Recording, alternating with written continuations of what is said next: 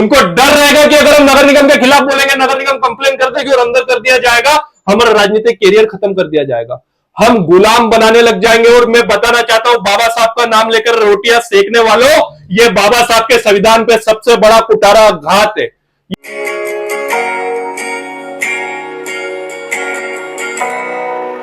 जन नेता की पहचान होती है कि वो जनता के लिए लड़े, और जनता के लिए लड़ने वाला हमेशा जनता से लड़े किन मुद्दों पर?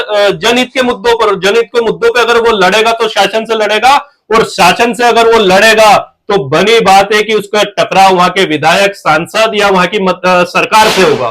और अगर वो सरकार उसको जेल के अंदर डाल देती है और 30 दिन रखती है तो वो सारे पदों से मुक्त हो जाएगा। ऐसा कानून ये लाया गया है। और ये कानून क्यों लाया गया है? ये कानून आम व्यक्ति के लिए लाया गया है कि उनके बच्चे कभी विधायक, सांसद या मंत्री, मुख्यमंत्री नहीं बन पाए।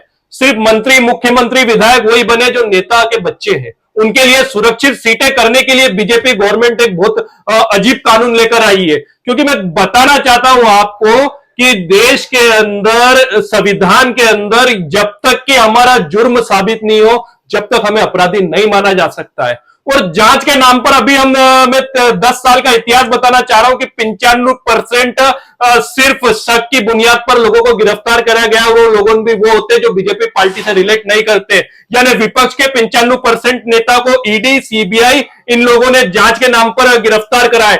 सही है, गलत है, जुर्म किया है, नहीं किया, ये तय कोर्ट करेगी। पर उनकी गिरफ्तारी के 30 दिन बाद ही उनको वो मुख्यमंत्री हो, विधायक हो, सांसद हो, पद से हटा दिया जाएगा। ये एक तानाशाही के रूप में है कि बनेंगे तो हम बनेंगे, नहीं बनेंगे तो तुमको भी कुर्सी पे नहीं बैठने दिया जाएगा। ये बीजेपी की एक साजिश है। आम जनता का समझना इसलिए जरूरी है क्योंकि आम जनता की सड़कों के मुद्दे हो, नगर निगम के मुद्दे हो, जल का मुद्दा हो, इन सब मुद्दे हो, इन सब मुद्दों में बोलने वाले जो नेता है, जो जनहित के मुद्दे के बोलने वाले लोगों ने, वो डरने लगेंगे। उनको डर रहेगा कि अगर हम नगर निगम के खिलाफ बोलेंगे, नगर निगम कंप्लेन कर देगी और अंदर कर दिया जाएगा, हमारा राजनीतिक कैरियर खत्म कर दिया जाएगा, हम गुलाम बनाने लग जाएंगे। और मैं बताना चाहता हूं, बाबा साहब का नाम लेकर रोटियां सेकने वालों, ये बाबा साहब के संविधान पे सबसे बड़ा कुटारा घात है।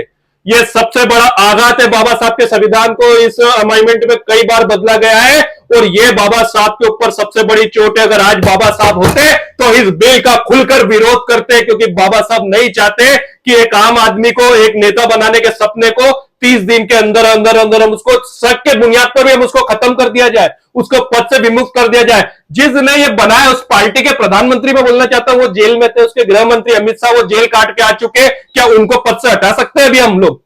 मैं इस देश के उन आजाद करवाने वाले उन नेहरू को बताना चाहता हूं, 11 साल जेल के अंदर रहे।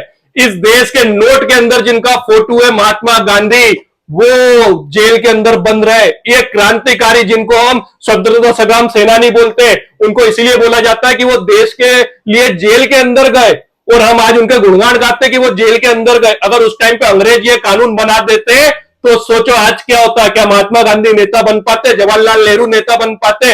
अंग्रेजों से बुरा कानून, काला कानून आज बीजेपी गवर्नमेंट बनाना चाह रही है, और इसका नुकसान सिर्फ आम जनता को रोकना है, बच्चों को रोकना है कि वो नेतागिरी में नहीं आ पाए।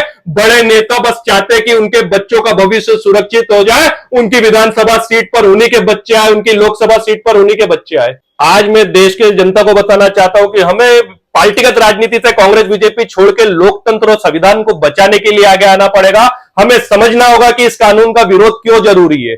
आज देश को हमें गर्त में जाने से रोकना होगा, क्योंकि जो बनकर बैठ गए बाबा साहब के नाम पर, वो संविधान को मिटता हुआ देख रहे हैं। उन्हीं लोगों के कारण संविधान मिटता जा रहा है। न तो वो गुलाम इतने बन गए बीजेपी सरकार के, न तो वो खुद बोल रहे, न जनता को बोलने दे रही है। मीडिया दलाल मीडिया बन चुकी है, न ये खुद बता रही है, न इसके फायदे बता रही है, न इसके नुकसान बता रही है। आप लोगों को जागरूक होना पड़ेगा और इस लोकतंत्र, इस संविधान और बाबा साहब अंबेडकर के उस सपने को बचाने के लिए हमको आगे आना पड़ेगा कि जिस सपने में यह था कि कोई भी नॉर्मल व्यक्ति, आम आदमी, गरीब व्यक्ति का बच्चा भी डॉक्टर, कलेक्टर, विधायक, सांसद, मुख्यमंत्री, प्रधानमंत्री बन सकता है। उस सपने की लड़ाई को बचाने का जिम्मेदार हमको बनना पड़ेगा। तो मैं संकल्प लेता हूं कि इस लड़ाई को लड़ने के लिए हम लोग आगे रहेंगे। अगर आप हमारे साथ हैं तो वीडियो को लाइक करें, चैनल सब्सक्राइब करें, शेयर करें। धन्यवाद। जय हिंद, जय भीम।